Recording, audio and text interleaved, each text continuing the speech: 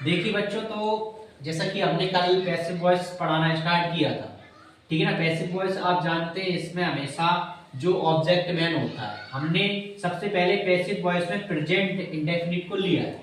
Present indefinite passive voice जिसमें हम affirmative sentence कल पढ़ चुके हैं और आज हम नेगेटिव सेंटेंस पढ़ने वाले हैं। जिसका स्ट्रक्चर क्या होता है, मैं आपके सामने स्ट्रक्चर लिख रहा हूं। जैसे कि इसका जो स्ट्रक्चर होता है वो होता है आपका स्ट्रक्चर। सबसे पहले हम जानते हैं कि नेगेटिव सेंटेंस और जो पैसिव वॉइस बनाते हैं तो उसमें ऑब्जेक्ट अपना मैन होता है। तो सबसे पहले क्या आएगा, ऑब्जेक्ट आएगा, प्लस हेल्पिंग वर्ब। आपकी हेल्पिंग वर्ब कौन सी आती है, इज एम आर आती है। उसके बाद हेल्पिंग वर्ब के बाद हमको लगाना होता है इसमें क्या, नॉट। फिर उसमें आपका क्या, वर्ब की थर्ड फॉर्म आती है। कौन सी फॉर्म आती है वर्ब की, थर्ड फॉर्म। फिर हमको लगाना होता है इसमें वाई, और फिर हमको लगाना होता है इसमें क्या, सब्जेक्ट। वो भी सब्जेक्ट हम किस रूप में यूज करते हैं, सब्जेक्टिव केस में यूज करते हैं। कैसे, देखिए जैसे आपके सामने हम एग्जांपल से देखेंगे। जैसे एग्जांपल है अपना क्या, जैसे I do not eat food.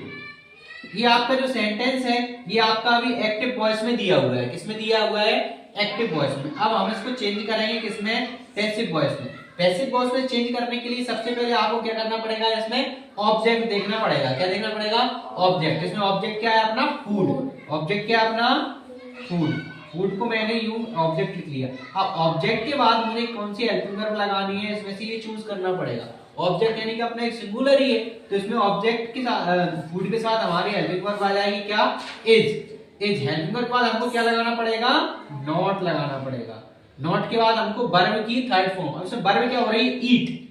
ईट यानी कि चबाना, खाना। ईट के लिए जो थर्ड फॉर्म होती है वो क्या होती है आपकी, ईटन होती है। क्या होती है, ईटन। ठीक है, food is not eaten. Eaten यानी वर्ब के बाद क्या लगाना है अपन को, अब यहाँ पर वाई।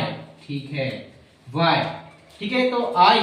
अब यहाँ पर जो आई दी हुई है अपने क्या है, सब्जेक्ट है। अब सब्जेक्ट लगाना है। ठीक है, आई को हमको सब्जेक्टिव केस को ऑब्जेक्टिव फॉर्म में चेंज करना पड़ेगा। तो आई की जो ऑब्जेक्टिव फॉर्म होती है वो होती है आपकी क्या, मी। तो ऐसा आपका ये सेंटेंस हमारा एक्टिव वॉइस से पैसिव वॉइस में चेंज हो गया। अब मैं आपको सेंटेंसेस देने वाला हूं जिसको आपको उसमें करना है। जैसे एग्जांपल में बी की बात करूं तो बी में जैसे कि अपन लिखते हैं he does not go to school means ये भी हमारा एक्टिव फॉर्म में लिखा है, तो इसमें जैसे ए भी लिख सकता हूं मैं एक्टिव वॉइस के लिए। यहां भी अपन क्या ए भी लिख सकते हैं कि ये एक्टिव वॉइस का एक एग्जांपल है। अब इसको हमको चेंज करना पड़ेगा किसमें, पैसिव वॉइस में। तो पैसिव वॉइस में चेंज करने के लिए हमको करना क्या है, वही करना है जो हमने लास्ट सेंटेंस में किया। जैसे सबसे पहले हमको क्या देखना है, ऑब्जेक्ट। ऑब्जेक्ट अपना क्या है, स्कूल। ऑब्जेक्ट के बाद हमको क्या पुट करना है यहाँ पर, हेल्पिंग वर्ब। तो स्कूल इज। हेल्पिंग वर्ब के बाद क्या लगाना है हमको, नॉट।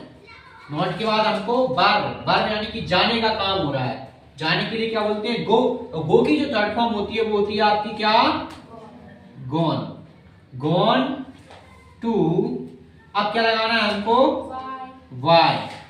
कौन जा रहा है, ही। तो ही अपना जो सब्जेक्ट है, तो सब्जेक्ट को हम ऑब्जेक्टिव केस में बदलेंगे तो उसको ही का जो ऑब्जेक्टिव फॉर्म होती है वो होती है आपकी क्या, हिम। क्या होती है, हिम। तो ऐसे अपने ये सेंटेंसेस हम बनाएंगे। मुझे लगता है आपको बहुत अच्छे से समझ में आया होगा। Thank you so much all of you.